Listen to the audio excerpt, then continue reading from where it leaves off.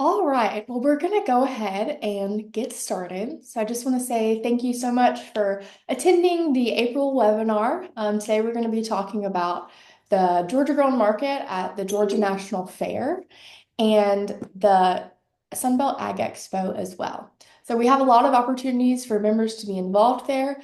And so whether you've been involved in the past or you're looking to do this for the first time, we'll have some great insights for you.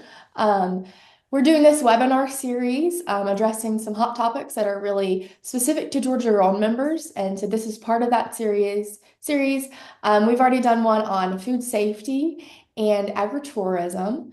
And so we're looking forward to doing this one as well. If you have a specific topic that you would like for us to cover, I just put a link to a Google form in the chat. And so feel free to suggest our next topic. We would love to hear from you and to see what you want to hear about. You can also go ahead and say hey in the chat just to get used to some of the Zoom features.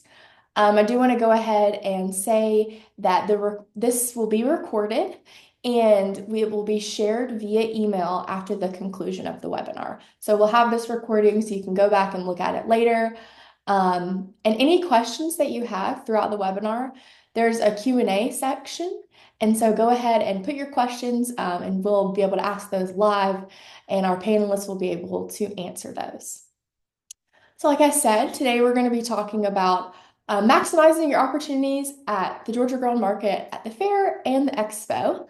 We have some wonderful speakers here today. So I am Lizzie Parks, and I am the event coordinator for Georgia Grown at the Georgia National Fair and the expo. On the phone, we have Happy Wyatt, who is a marketing specialist for Georgia Grown, and helps with the Georgia Grown Market at the Georgia National Fair, as well as Expo. And we have Sandy Kusada, who is the Georgia Grown Market coordinator on behalf of the Georgia National Fairgrounds and Agricenter. And so she does a wonderful job in directing all of that on the back end, on the fair's perspective. We also have Patel from the Dirty Dozen Coffee Company. Last year was their first year exhibiting and being a vendor at the fair and expo, and we're looking forward to hearing his insights. And then we also have Ginger Butts from Back to the Basics 101, and she has been at the fair with us for 10 years. This is her 10th year, so she has a very different perspective. To get us started today, we're going to do a really quick poll. So looking at your screen, I'll launch a poll and just answer these questions so we can know who we're talking to and what you're looking for in this webinar. So we're asking, have you been a vendor in the past at the fair? Have you been a vendor at the expo? And then what are you concerned about? Are you concerned about your cost and return on investment, booth setup and logistics, what products to bring, marketing, attracting buyers, or you have no idea? Just let us know.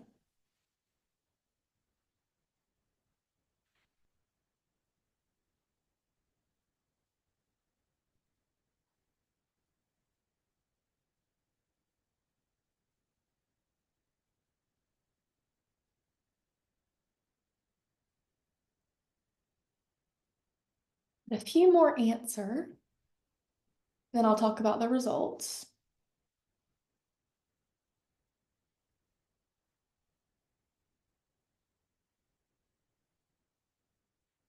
Awesome. All right, so who has been a vendor at the fair? We have one person that said they have, and then 7 people that said they haven't. And then at the expo, nobody has, and all 8 people have never. And then our biggest questions that we have is the cost and return on investment. So panelists and my coordinators just keep that in mind. We're looking at cost and return on investment, booth setup and logistics, and marketing and attracting buyers. And then a couple people are like, I have no idea. So just for frame of reference there. Amazing. All right, so we're going to go ahead and just hop in, and I'm going to let my panelists introduce themselves. So, Ginger, let's start with you. Just briefly introduce yourself and then tell us about your company. Hey, Ginger, you're muted. Okay, can you hear me? Okay. So I'm Ginger Butts. I started Back to the Basics 101 13 years ago, and I live in Cochran, Georgia. My husband is a farmer, and he grows wheat for my business, and I get the wheat milled into flour and I make baking mixes. So that's my flagship product, but I have three other product lines that I produce to help people get nutrition from the source. Amazing. Awesome. And then, so what inspired you initially to apply as a vendor for Georgia Grown events?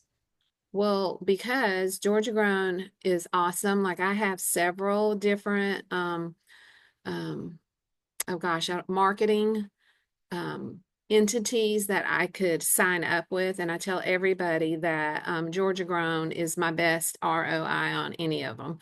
And one year when I had to streamline, I let the others go, and I always stay with Georgia Grown because y'all do such a good job promoting us. Awesome. Thank you, Ginger. That's so awesome. Yes, ma'am. All right, Ro, go ahead and tell us about yourself and then about your company. Yeah, so my name's Patel. I'm from North Carolina originally. I live in Valdosta, Georgia. My company's veteran and firefighter owned. We're coffee roasters, so we import it green, we roast it, we ship all over the US. And I'm not an original founder, I'm an owner now, and yeah, kind of sums it up. Awesome. And so I know that last year was y'all's first year. So what inspired you guys to apply as a vendor for the fair and expo?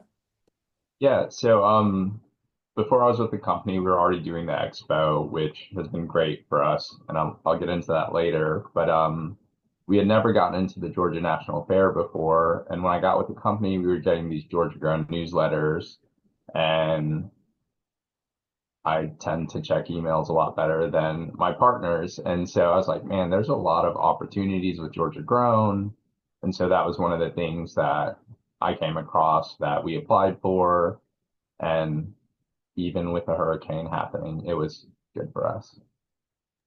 Yes, awesome. Great reminder to check your email and read your Georgia Grown newsletter for sure. Yeah.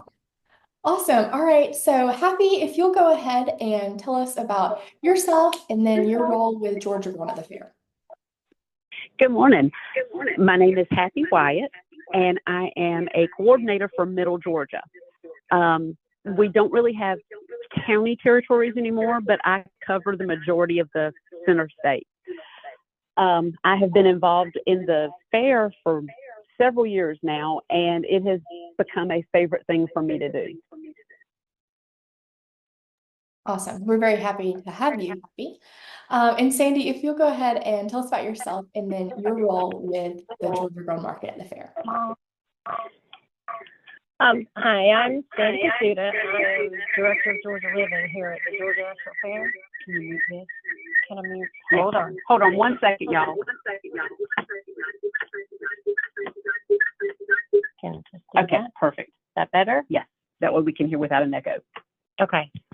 So I'm Sandy Kusada. I'm Director of Georgia Living here at Georgia National Fair. And the Georgia Grown Market is just one of my responsibilities during the fair.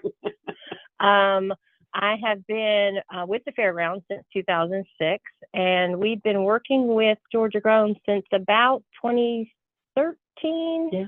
I think is when we got together and started expanding the market and the Georgia Grown building. So we handle the back end of the store as far as the processing of the applications, hiring the staff, the kind of day-to-day operations, and then making sure that everybody gets paid after everything's over and done with. Absolutely. Everybody wants their money at the end of it, 100%. Awesome. Well, thank you guys so much for sharing about yourselves. So really quickly, just to go over the flow of how this is going to work. So we're going to talk about the Sunbelt Ag Expo first, and then we're going to go into the fair. And primarily, Ro is going to talk about the Sunbelt Ag Expo, and then myself and a little bit of Happy as well. So just to give you a little bit of overview of my role, so I help coordinate the Georgia Grown building at the Georgia National Fair as well as the Sunbelt Ag Expo. And then all these wonderful people are very instrumental in helping with that as well. All right, so Ro, how would you describe your overall experience at the Sunbelt Ag Expo? Overall, so like I mentioned earlier, for my company, of all the events that we do, that's the most profitable and also the busiest, like in person. So my company, we do sell packaged coffee, but at events, we'll also do hot coffees and frappes and iced coffees. Um, and it's one of those events that we have to kind of check in with ourselves because we're so busy that we get a break and like go grab some food and like go to the restroom. So it's always been good for us and it gets better every year. And I think part of that's the people that go to the expo remember who they like there and they always come back. That's awesome. So what products do you bring and like how do they resonate with the crowd? I know that you mentioned the coffee and the live coffee as well. So like how do you know what to bring with you to the expo? Yeah, so we try to keep our lineup simple. We're fairly new as far as a company goes. So we have our main product, which is our Engine 10 blend, and then we provide variety by having different flavors. So it's not like you're going to a coffee shop and it's like 50 different things. It's really one product with a variety of flavors within it. And then we have some one-off stuff like mugs and hats and things like that. And then we keep it simple as far as like what we offer as far as drinks as well, because it's a mobile setup. We're just set up in a 10 by 10 section. So we have the hot coffee by the cup, which is simple and self-serve. And then the cold drinks, we try to keep it simple with just cold brews, frappes, and iced coffees. Okay, so that's really good. So you guys really focus on just like keeping it simple, and so you found that that really helps with your sales. Yeah, so like for us specifically being in the industry of coffee, it can go down a variety of rabbit holes, and we find that a lot of that confuses the customers in general. And so like if we're able to explain it in a way that keeps it very like superficial in a way where it's simple enough that anyone can understand it, that works best. And not everyone will have something like a coffee cup that someone can walk around with, but if you have something like that, be sure to bring it that way. When they're walking around, other people are seeing them and trying to find you or asking them where you're at. Yeah, no, that's super cool. Branding is everything for sure. So just walk us through like what your typical day looks like. You mentioned like having breaks and whatnot. So what does like Mhm. setup look like? What does closing look like all throughout? Yeah, so the way they set up, the way this expo is structured, there's an initial setup day where you can come in and set up everything you have. And then for us specifically, we have perishables. So we do have to restock every morning. And then depending on how busy you are, you may have to restock your booth in general. And so normally when we get there, we tend to get there earlier since we do have coffee. That way, when other vendors show up, there is coffee already brewed. So we know that they'll be busy throughout the day and may not be able to stop by later. So we want to have that ready in the morning. So if you have something that other vendors may be interested in, or if you just want to get there earlier so you have time to walk around and like see who else is out there to see if there's anyone you may want to touch base with and see if there's some sort of partnership you can explore. Getting there early is really important. That way everything's in place when the gates open and people start coming in. And then throughout the day, if you're able to have someone with you, I think it's really important. That way there's someone there in case you do need to take a break because they're long days. And depending, like it ebbs and flows, but it's normally a steady traffic that's coming through. So you don't really get much of a break. So if you have someone that can be there at the booth so you can step away for a few minutes, I think that's really important. Yeah. So you mentioned looking at partnerships. So what kind of connections have you made like with buyers or customers or partners? Like what have you found at the expo? Yeah, so we had one really interesting one. We had a distributor out of Europe contact us, and they were interested in distributing us through Europe and Asia. It's not something we were at a place where we could take advantage of, but it was just really interesting to see that there's actually people that are just not really, they're just kind of in the crowd, and you're not realizing that some people you're talking to may lead to something a lot bigger than what you're looking for. And then as far as us specifically, um, and Ginger and I were talking about this a little bit earlier, if there's other companies that you like, for us, we're veteran firefighter owned. So if there's anybody that's also that there's some way we can do some sort of coffee rub with a barbecue company, we can introduce our audience to theirs and theirs to us, or even like a coffee flavored cookie or something like that. You never know who you'll meet and what different avenues you can open up with the relationships you build with other companies. Yeah, no, that's super cool. Um, so one thing that you mentioned is your return on investment and your cost. So can you just talk about that a little bit more so some of Yeah, our listeners can see some insight there? yeah. So I'm in Valdosta, Georgia, and the Sunbelt Ag Expo is in Moultrie. So it's 30 to 45 minutes from us. So we're able to travel there and back. So we don't have that added cost of having to get lodging and worry about the expenses of food on top of that. And if you're hiring someone, paying for them as well. So for us, we're kind of low cost and very fortunate that it's close to us. Um, and then so that works is that helps. But I just think if you've never done it, and it sounded like no one has done it, um, it's worth this. I think it's worth trying, especially because, don't quote me, but I think normally getting a booth there is $1,000, and with the Georgia Grown discount, it's 300. So depending on where you are in the Georgia Grown tier, that pays for your Georgia Grown membership like tenfold. So you're saving a lot of money just by being a Georgia Grown member and going through Georgia Grown. Um, and I know for us, I wasn't there when we first started going, but looking at other events that are $300, it's, it's kind of where it's like, well, I don't know if that's going to be worth the investment or not for like just trying something out. But for this, it's always paid back and then some. Yeah, awesome. Happy, go over this a little bit from our end. Last year you helped me a lot with looking at vendors and picking who we're accepting to be a Georgia Grown vendor at the expo. Just walk us through that a little bit. Sure. So the first thing we do is we look at and make sure that anybody that's applying is current on their membership, because that's getting that type of a discount is something that we want to save for our Georgia Grown members. If they're that invested in us, we're going to be that invested in them.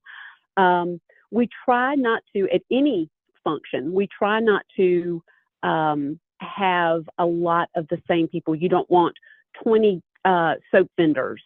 You want to try to keep it so that everybody has a good day. That, the bottom line is we want everybody to have great sales. So we try to, look at that and balance that out so that we're not heavy on one end as opposed to another. And then once we look at those two key factors, then, we just sort of go from there. The actual expo offices will send out their information, because again, we do run through the folks there at Sunbelt, and they have certain criteria that needs to be met as well. So then they do their vetting and get back with us and let us know, who's going to be attending. And then we just sort of assist as needed with Expo. That one's a little bit more hands-off, since the vendors do participate there themselves and they will be in attendance. So there's not a lot that we have to do on on our end once they're accepted.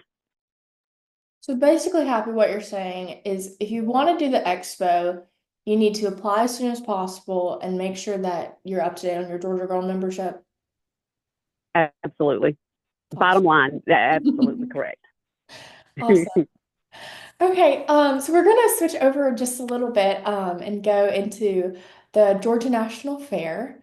So just to start us off, Ginger, just tell us a little bit about the application process from your end. So applying for being a vendor at the Georgia Grown Market at the fair.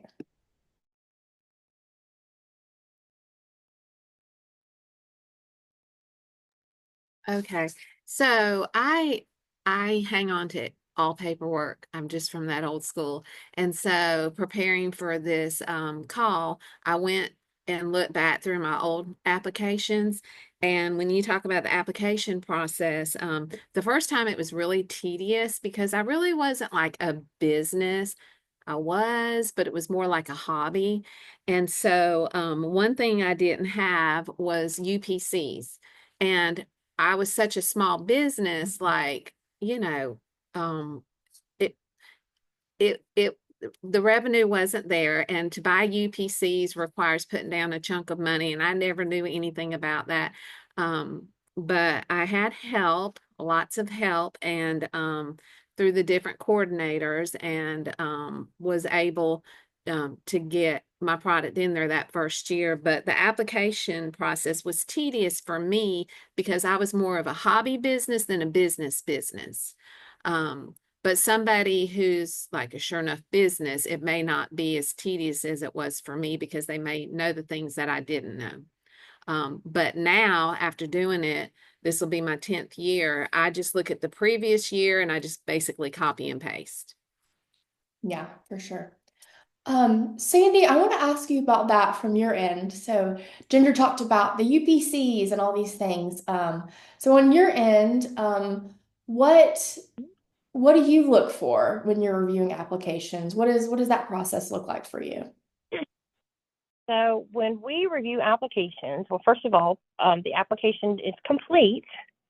We are looking for this venue, shelf-stable product. Vendors are required, if they have food product, to have an FSC license that is current.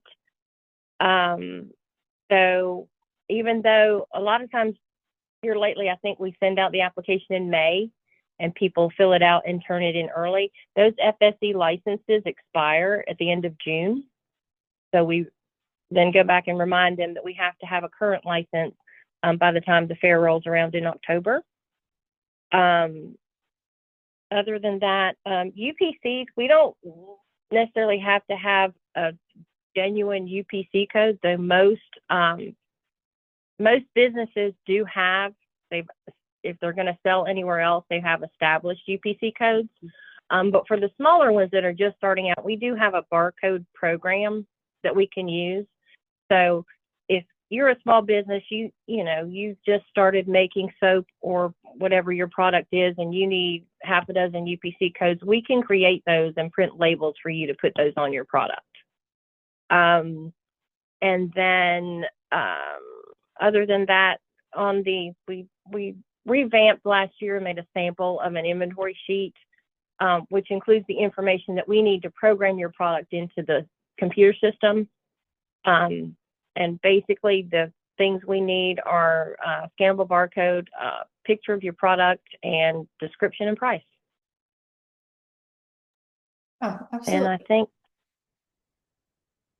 that's basically what we look for in the application process. And then we turn it over to Happy for verification of the Georgia Grown membership. Mm-hmm. And then food safety, if they have any questions about FSC license versus USDA inspection for meat products, or if it's even required, because if they have non-food or pet food products, then that licensing is not required. Awesome. So, Ro, I know that last year was y'all's first fair. So looking at it from like a newer perspective, how did you prepare for that? So after you went through the application process, how did you prepare for your first fair? And what do you wish you had known? Um, I wish I knew that we were going to lose power with the hurricane. But no, so yeah, it was interesting. It was our first year and Helene came through. And so everything we got in the fair was actually bagged on generator power. Um, and we're 2 hours south, so I drove it up, and just dropped it off. And we were just like, well, this is like the minimum we can put in. Like we weren't even like able to get them as much coffee as they requested. And we dropped it off and we were like, we're not able to come up to do sampling.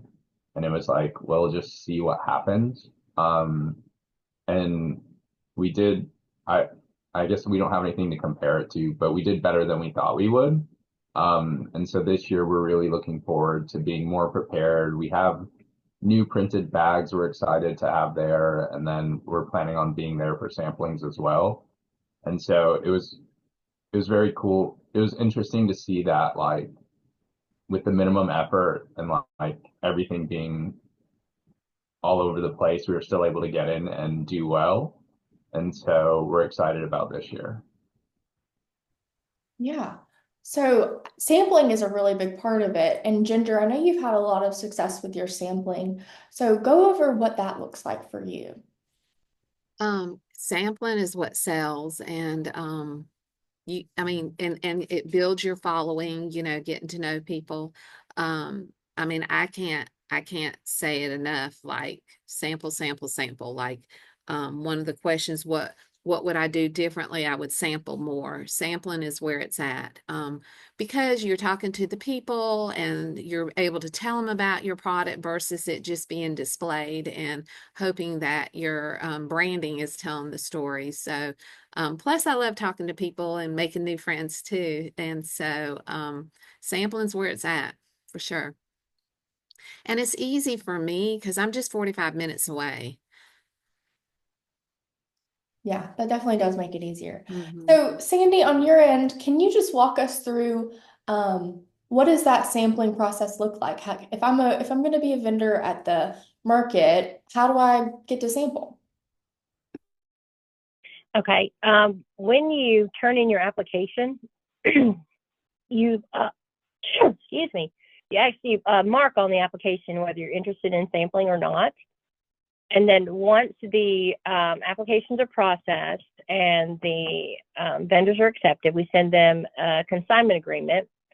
And when they send back their consignment agreement, you put on there your top 2 or 3 choices for sampling times. So the sampling schedule runs in about 2-hour shifts. And we have the availability to have 2 to 4 sampling stations running at a time for each day of the fair. And what we try to do is we give everybody a chance to get one slot first, and then we'll go back and fill in for people that want to do multiple sampling slots. And if I can also interject, a lot of times something will happen and someone has signed up for a spot and they're unable to attend. Well, if that's the case, then a lot of times the person who's already set up sampling, if they wish to continue, they're given that option. So they're not kicked out after 2 hours if there's not somebody coming directly behind them. So your sample time could go a little bit further, but that's completely your choice if someone else is not coming in after you. So it's pretty flexible. We want everybody to sample because just like Ginger said, if you sample, you sell. There's a joke that goes around in the store for the folks that are running the registers. They know who's sampling because all of a sudden one product will start flying off the shelf. And that's it. It's a given. So if you don't sample, you're doing yourself a disservice and your product a disservice. Awesome. Yeah. So when we're talking about the Georgia Grown Market, Happy Sandy, just walk me through what that actually looks like at the fair. Like what, if I'm signing up for this and I have no idea, like what even is the Georgia Grown Market? Okay. The Georgia Grown Market is a consignment store inside of the Georgia Grown building. So you get that built-in traffic, not just the fair traffic, but all of the people that are drawn in for the baby barn and the live births come through there as well. We provide the staffing for the store. So unless you're coming to sample, you don't have to send people to run your booth. And then, sorry, we both squirreled there at the same moment. Like Sandy was saying, it's a no-brainer. There's no fee to set up. You come, you drop your product off. You and the store staff will check your items in. And speaking of store staff, Mr. Don Garlock just showed up. He is the manager of the store on site, one of the managers, and his timing was perfect, so he can jump in also if there's anything that Sandy and I missed. But you say they bring the product in, right. It gets checked in.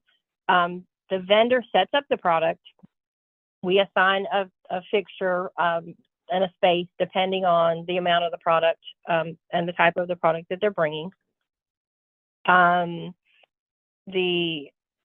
market is open every day of the fair from 10 in the morning until 9 o'clock at night.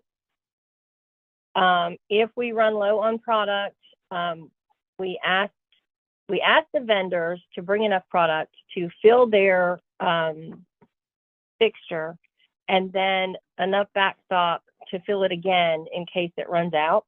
But if we sell all of that during the week, then we call the vendors and ask them if it's possible for them to bring more product to restock. And then after the fair is over, they come and collect their product a couple days after the fair.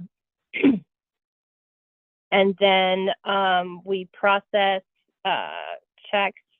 I think it says within 30 days of the fair is over. Yeah. Or 30 or 60 days. I can't remember from the application. But we generally get them out as quick as we can after the fair is over. Did I leave anything out? No, that pretty much covers it. We have talked about making some slight changes. One of the biggest stumbling blocks, I think, has been the restocking. So this year, I think we're going to ask for your preference. As a business owner, would you prefer phone calls or text to let us know when your product is getting low? That way we can get prompt responses back, because nobody wants an empty space. You don't want your product running out, and we don't want an empty space on the shelves. But basically, I mean, I tell everybody, the Georgia National Fair is a no-brainer for someone wanting to sell their product. The work is done by the store staff. You drop your product off, you sign up to sample, which is the fun part, and let everybody do the rest. Awesome. So looking back at that setup process, Ginger, I would love for you to speak on that. I know that you only live 45 minutes from the fair, so what does your setup process look like? Okay, so that's actually an unexpected challenge at times too, because when I first started, I didn't know, and you don't know what your fixture is, where your location is. And so in the beginning, I had planned out what my display was going to look like. But then when I get there to put the product out, then it may be smaller. I'd say, or it may be bigger, but that's really not ever the case. So it's smaller, and so you have to be creative and flexible and fluid to display your product the best way you can, not being given any ideas of how big the area or fixture is going to be. Yeah, absolutely. So we talked a little bit about sampling for that. And feel free anybody to jump in, what are some other strategies that really help drive foot traffic and sales to your products? Well, I do social media, and I'll do contests like take a picture at my booth kind of thing, and I'll draw a winner at the end of the week, or I try to pull my people in who follow me on my platform, so that they know I'm there, and generate interest that way. And then sampling is the biggest.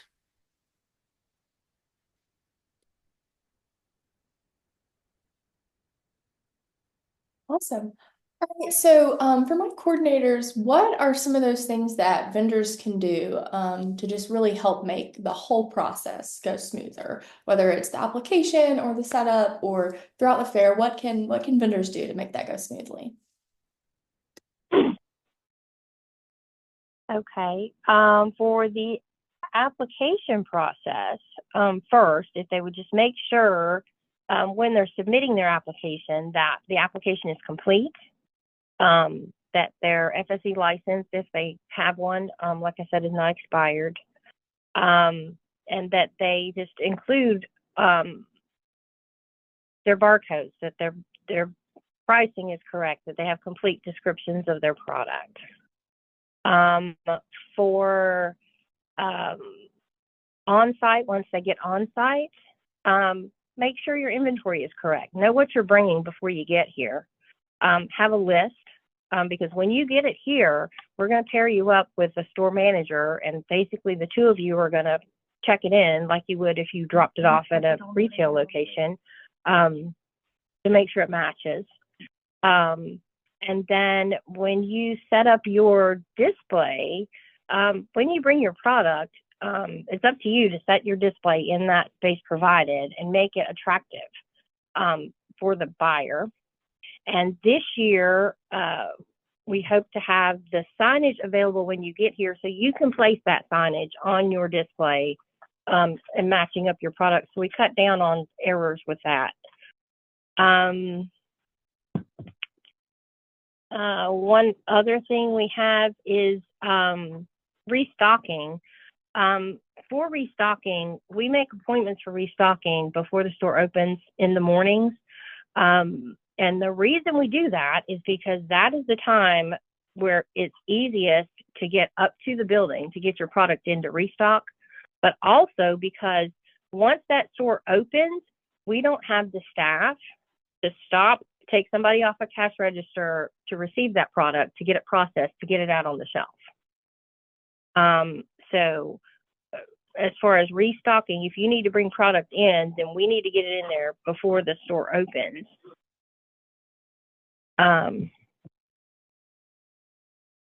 Oh yeah, that goes along with making sure their inventory is correct.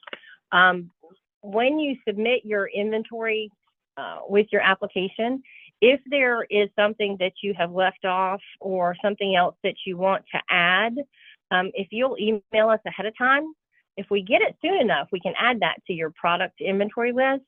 But don't just show up with 6 extra products when you go to drop off your product, because all of that has to be processed and entered into the system, and that takes a good few minutes. It takes a lot of extra time, yeah, to be able to do that. One thing that I was going to mention, Sandy, was that it's very important that the vendor understands their barcodes need to be clear. We have problems with the barcodes sometimes with some vendors, because they show up and their barcodes are fuzzy or they're not printed on quality labels. And so it's really it's very, very important for us to be able to sell their product, but we sell everything by barcode. We scan everything that comes to the register, and so it's imperative that the barcodes are right. That they're on quality paper. They're printed on a quality printer, and that way when we scan their barcodes, they come through nice and clean. That's been a real big problem over the years, where vendors just did not understand how important their barcodes are for the smoothness of the process and stuff. So. Awesome. Okay. Yeah, thank you guys for sharing that. So for my vendors, tell us about some any like challenges that you faced and how you've handled those at the fair.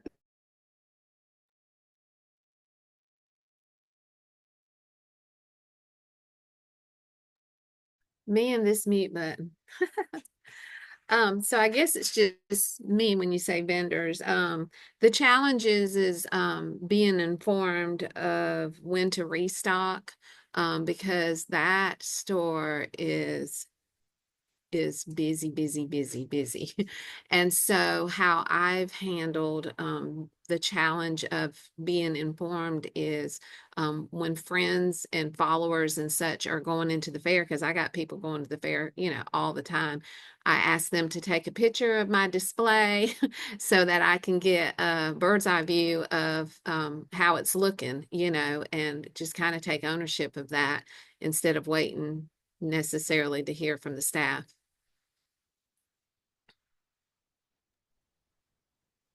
I have something that also goes with restocking. So when we provided the coffee and stocked our shelves when we dropped off, we had extra stock in the back room there, and we had 4 separate boxes with the coffee. But something we realized is that they're so busy there at the fair that they don't have the time to go through the individual boxes. So when you're dropping off extra supply at the very beginning, make it easy for the staff there to be able to grab everything they need out of, if you're providing multiple boxes, have a variety in each box so it's easier for them to restock. Because we noticed that we had one flavor that was just kind of like everywhere because it was the top box, and they're so busy that they don't have time to go through all those individual boxes to find each individual thing. So when you're packaging the extra supply that you're leaving there, make it easy to access everything in there so that they can restock easily. I'd like to ask Sandy or John, do y'all have like a idea of what to tell vendors to leave? Like for me, I don't necessarily have to leave much because I don't live far away, but I know one year we had somebody that dropped off a ginormous amount of stock, and it ate up so much room. So that seemed to be like overkill. So is there like how do you recommend how much product for people to leave behind? Okay. I would suggest that they call us ahead of time, or when we talk to them. I try to talk to every vendor, especially our new vendors, about the products they're bringing. I have 51 years of retail experience, and so I can pretty well judge from our size of our store, from our stock room and everything that we need to do to articulate to them, what they should bring. Unfortunately, sometimes somebody wants to bring more than that, and we can't help that. So we try to accommodate them as much as we possibly can. But in most cases, I do try to go over, especially with our new vendors, how much they should bring. When it comes to stocking, we do have people available to help stock, but I have noticed one thing that really helps is to have labeling on your boxes. If the vendor has a label or handwritten, information on the side of their box of what they have in there, typically it's easier for us to walk in, look at the label, or look at the box. Oh, say, a Double L Ranch has got 75 packages of Freeze-dried Skittles. Yeah, freeze-dried Skittles. Well, I mean, then we can pull that specifically and stock it. So, that's one thing that could help, because one, we don't have the time to label the boxes ourselves. So if the vendor could do that, that's great. If they can make sure their inventory is correct, make sure they have the right barcode on the product, make sure that they don't have multiple barcodes on the same product or on multiple products. That's something that we've had to face before, where a vendor will show up and they'll have the same barcode on 2 or 3 different items, but yet the price points on those items are different. You see?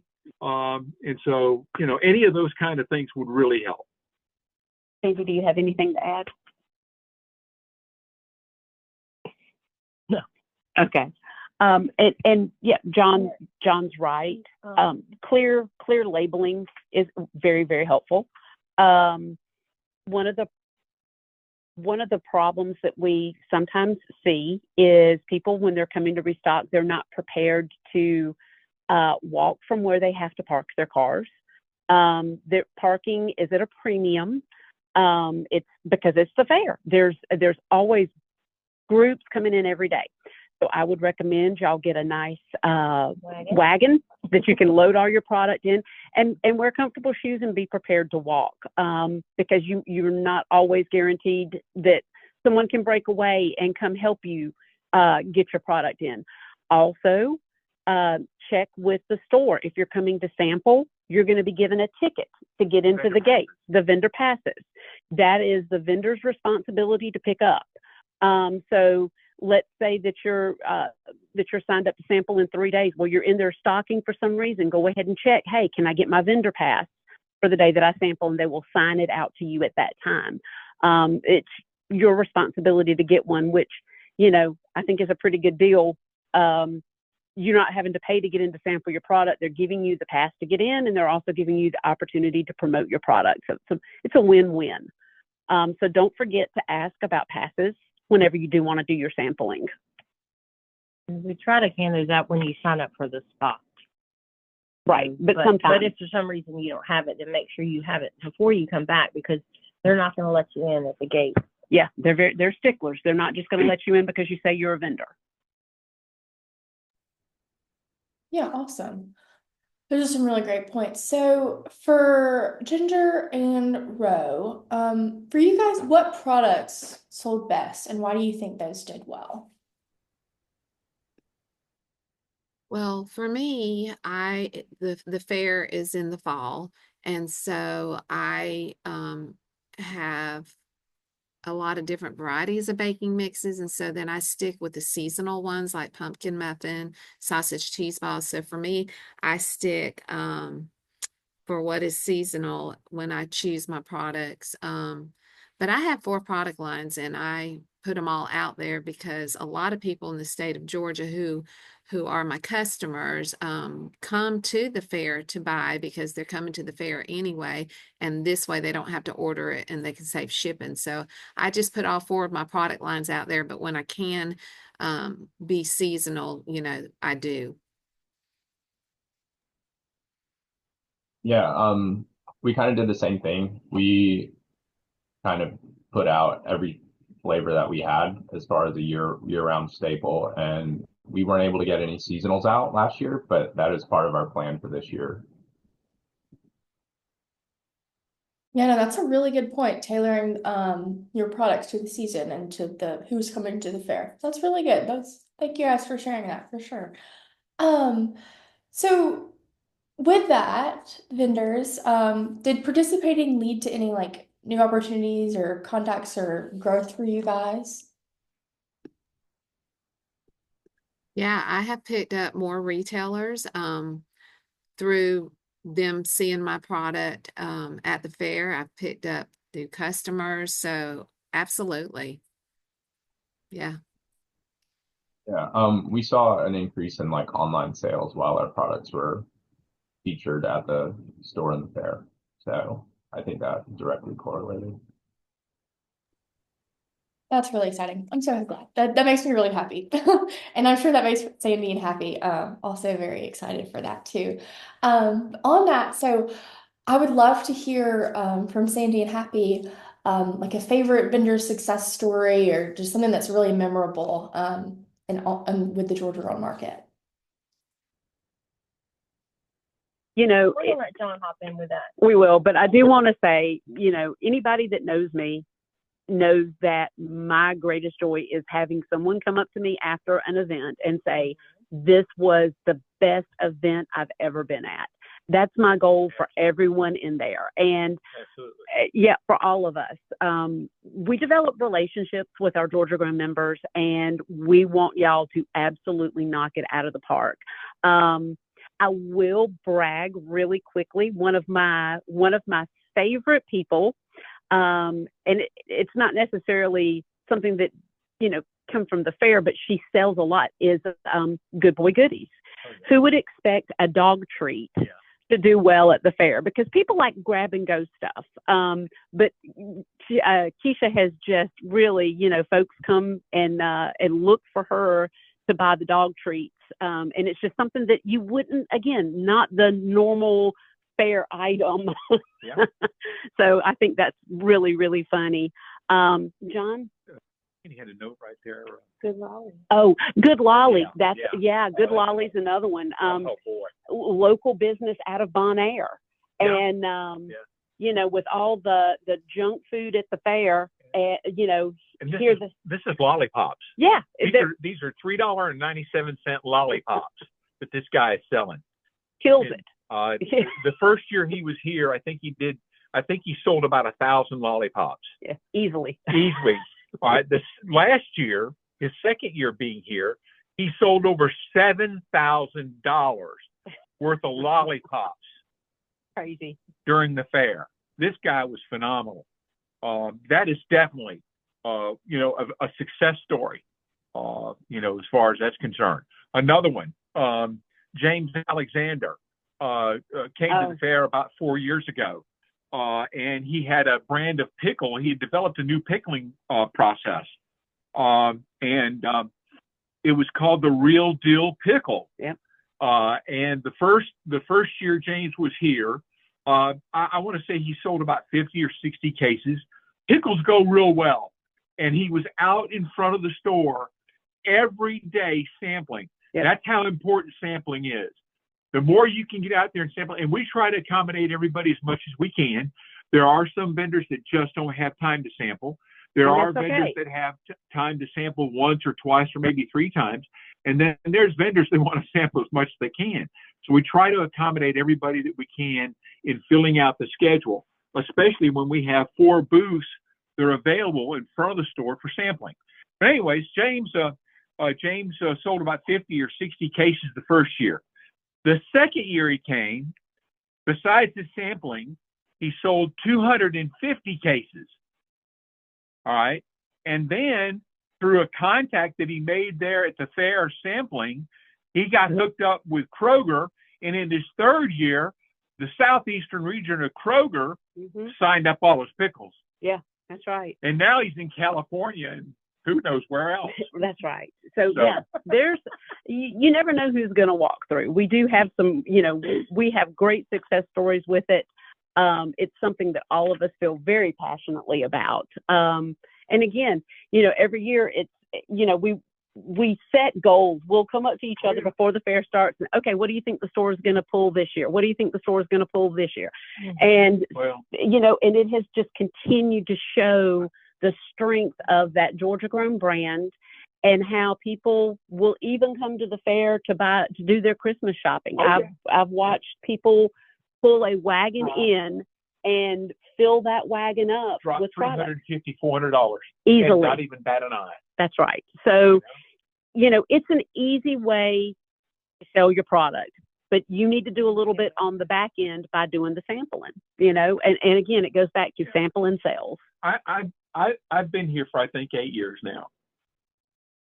Pretty close to 8 years. The first year we opened up the store over there, or the first year that I operated the store as a manager, we did $20,000. Okay. Last year we did $165,000 in 10 days. Now, if that don't get your number cooking, I don't know what will. 165,000 out of say 87 vendors is a lot of money. It is. And we're going to bust that goal again this year. Absolutely. Absolutely. I see we have a couple of questions in the chat, and so it is for shelf-stable food items. Unfortunately, we're not set up to have anything that's frozen. You've got to keep in mind people are going to be, walking around with something afterwards, and it's they're going to be out here for hours. Yeah, so there's not really a way to sell frozen product here. And there is no fee. Again, no fee to bring your product into the Georgia National Fair. And so it is a consignment situation. And what's the percentage this year? 20%. It has been 20%. Yeah. Yeah. So that's not bad. No, that's not bad at all. Considering you don't work. The store generates $165,000. That's right. For last year we had 87 vendors. That's right. And I'd love to see that number, that 87 vendor number, go up. Oh yeah. We've got room for it, and we definitely want to showcase as many Georgia Grown members as we can. So let's grow it. I mean, that's what Georgia Grown is about. Georgia Grown is about showcasing companies here in Georgia that grow, produce, manufacture, and sell their products from Georgia. Yep. And that's our main goal, is to be able to let people see them and to experience them. And that's why it's so important for them to be involved in the taste testing. That's right. And let people, experience their product firsthand when they come to the fair. It's all of it is just really important. I'll reject. Yep. Absolutely. Well, awesome. Thank you guys so much. We're going to wrap up really quick with a couple of just final words from Ginger and Ro. So for you guys, what advice would you give someone that's preparing for their first Georgia Grown event? Well, I don't know specific to that question, but what I would like to say, and I wasn't going to say it, but Sandy said it. My first year when I was so green, she bent over backwards and she provided the barcodes so I could put them on the labels. And John said it several times. We tried to accommodate. They bend over backwards to make you succeed in this store.